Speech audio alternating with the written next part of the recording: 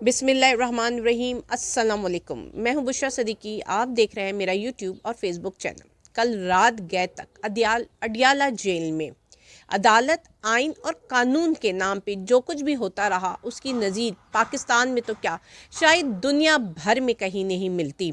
नंगा बादशाह अपनी बौखलाहट में जो कुछ कर रहा है और अपनी कठपुतलियों से करवा रहा है, उससे जेल में बैठे इमरान खान को रद्दी भर भी फ़र्क नहीं पड़ता। कैदो बंद की सोबतें झेलता हुआ शख्स कैदी नंबर 804 इमरान खान कामयाब हो चुका है। इमरान खान सुरखरू हो चुका है। इमरान खान जीत चुका है। तारीख इमरान खान को अमर करार दे चुकी है। अब आप जो भी उसको सज़ा देंगे, 10 साल, 14 साल या सज़ाए मौत, वो इस बात पे मोहर सब्त करनी होगी कि वो अमर हो चुका है। हाँ, नुकसान होगा पाकिस्तान का, इस अवाम का। कल जो कुछ साइफर केस में हुआ और नैब के तोशाखाना केस में हुआ, जिस तरह कार्रवाई आगे चली गई, हक दफ़ा, हक जराह छीन लिया गया और जिस तरह एक डिफेंस काउंसिल को अपॉइंट किया गया, और वो डिफेंस काउंसिल जो कि उनके मुखालफ में भी पेश हो चुके हैं, इमरान खान की मुखालफत में भी पेश हो चुके हैं, वो प्रोसिक्यूशन के जूनियर हैं, उन्हीं को डिफेंस काउंसिल बनाया गया। और जिस तरह जल्दी जल्दी गवाहान से क्रॉस एग्जामिनेशन किया गया और 25 गवाहान का 2 दिन के अंदर क्रॉस एग्जामिनेशन भी हो गया, और उसके बाद अदालतें रात गए तक चलती रहीं। फिर जज बशीर साहब ने भी वही काम किया जो जज अब्बुल हसनान ने किया था कि हक दफ़ा छीन लिया गया। वकीलों को जी एक कमरे में, एक उसमें बंद कर दिया गया, किसी को बोलने की इजाज़त नहीं दी गई। शाह महमूद कुरैशी भी बात करते रहे, उन्होंने कहा मैं खुद अपनी दूंगा, लेकिन उनको भी बोलने का मौका नहीं दिया। तो ऐसी नज़ीर, ऐसी कार्रवाई, ऐसी अदालती कार्रवाई की नज़ीर कहीं पे भी नहीं मिलती। और जैसे कि इमरान खान ने कहा था कि जी मुझे पता है, आपको हुक्म आ चुका है, आपने ऑर्डर देने हैं, आपके पास ऑर्डर आ चुका है, लेकिन एक दफ़ा साइफर पढ़ लें। लेकिन साइफर पढ़ा किसी ने नहीं है। वो पेपर जिसको किसी जज ने पढ़ने की कोशिश ही नहीं की, उस पर वो जज साहबान सज़ा सुनाने जा रहे हैं। अलमिया है, मतलब जिसकी बेस, एक बेस है ना, वो लेटर, वो साइफर, वो मरासला, उस पर आप सज़ा दे रहे हो। तो आप लोगों को पता है उस मरासले में क्या लिखा है? आप लोग में से किसी ने पढ़ा है? जिस चीज़ को जजेस जो कि फैसला करने जा रहे हैं किसी की ज़िंदगी और मौत का, उन्होंने वो पढ़ा ही नहीं है। ये जो कुछ भी कार्रवाई हुई है वो उड़ जानी है, वो कल अदम हो जानी है, उससे कोई भी फ़र्क नहीं। हाई कोर्ट ने अगर ये टेकअप किया केस, जिस तरह के उनके जो वकला थे इमरान खान के, कल उन्होंने कहा है कि हम इस्लामाबाद के चीफ जस्टिस से गुजारिश करते हैं कि काइंडली आप इस पर 100 मोटो लें, तो 100 मोटो ले लिया जाता है। तो इसमें है कुछ भी नहीं, कोई ग्राउंड नहीं है कि जिसकी बेस में इस ट्रायल को आप कह दें कि बिल्कुल ठीक है, वैलिड है, इसको कल अदम करार दे दिया जाएगा पूरी की पूरी प्रोसेस इनको। लेकिन बात यह है कि इतनी जल्दी ये तमाशा लगा क्यों रहे हैं? आपने नैब में भी यही किया, और उसके बाद आप रात 1 बजे तक अदालतें लगाते हो, 36 सवाल दे देते हो और कहते हो कि ये 36 सवाल आप सुबह 8-9 बजे हमें दे देंगे, क्योंकि अदालत फिर से सुबह 8-9 बजे लग जाएगी। 7 घंटों में 36 सवाल तैयार करने। आप लोग किस तरह, आपने सज़ा सुनानी आप दे दें, जिस तरह हम कहते हैं आपने इलेक्शन करवाने आप दे दें। अब ये सब कुछ क्यों किया जा रहा है? ये अवाम को डिसअपॉइंट करने के लिए किया जा रहा है, अवाम की उम्मीद तोड़ने के लिए किया जा रहा है, क्योंकि इमरान खान को वो हरा नहीं सके। और फिर सब कुछ करके प्री पोल रिगिंग कर ली, अपने बंदे कर लिए, अपने आरओ, अपनी मर्जी की हल्का बंदियां करने के बावजूद भी ना वो वोटर का मोराल तोड़ पाए हैं और ना वो ये साबित कर पाए हैं कि जिस शख्स को वो मुसल्लत करना चाहता है वो एक वोट से भी कहीं से जीत पाएगा। इसलिए अब ये प्लान किया गया है कि किसी तरह वोटर को डिसअपॉइंट कर दो। अब अगर मैं आपको पिछला मेरा वीलॉग देखें और अब हम कुछ डॉट्स कनेक्शन करें।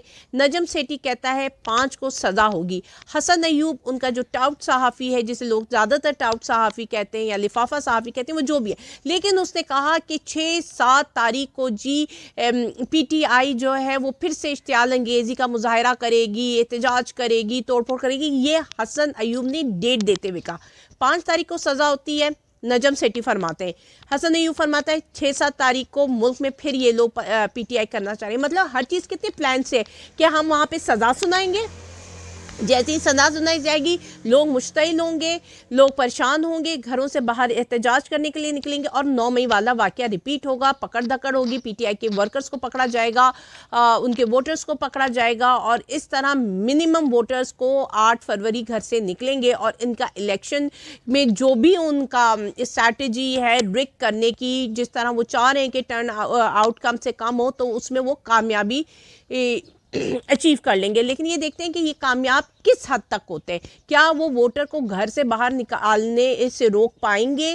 क्या वो वोटर का मोराल तोड़ पाएंगे? क्योंकि ये जो कुछ भी हो रहा है वो सब लंदन प्लान का हिस्सा है और लंदन प्लान में है कि आपने इमरान खान को एलिमिनेट करना ही करना है किसी भी सूरत में, आपने इस शख्स को मुसल्लत करना ही करना है किसी भी सूरत में, और इलेक्शंस भी होने, क्योंकि आपने ये भी साबित करना है कि हम कितने जमहूरी हैं जी, वाह, हमसे ज़्यादा जमहूरियत तो किसी मुल्क में पाई नहीं जाती है।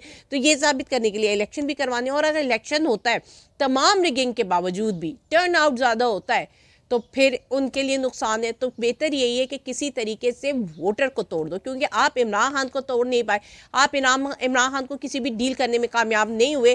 तो इसलिए ये टारगेट असल में इमरान खान नहीं है, टारगेट वोटर है। इमरान खान का वोटर है कि जो डिसअपॉइंट हो जाए, जो इश्तियाल में आ जाए, जो एहतजाज करने के लिए बाहर निकले। और फिर हम सबको पता है।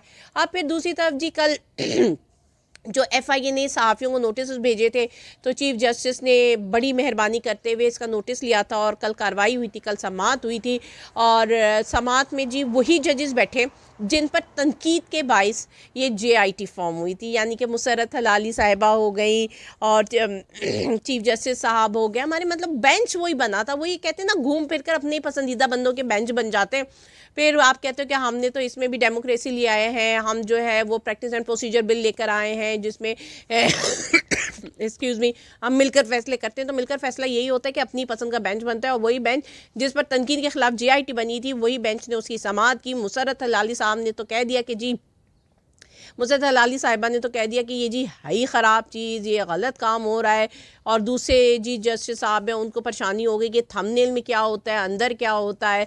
और हमारी जस्टिस साहब फरमा रहे थे, चीफ जस्टिस साहब फरमा रहे थे तनकीद होनी चाहिए लेकिन बाकी कुछ नहीं होना चाहिए। तो देखें, सिर्फ तनकीद ही की जाती है।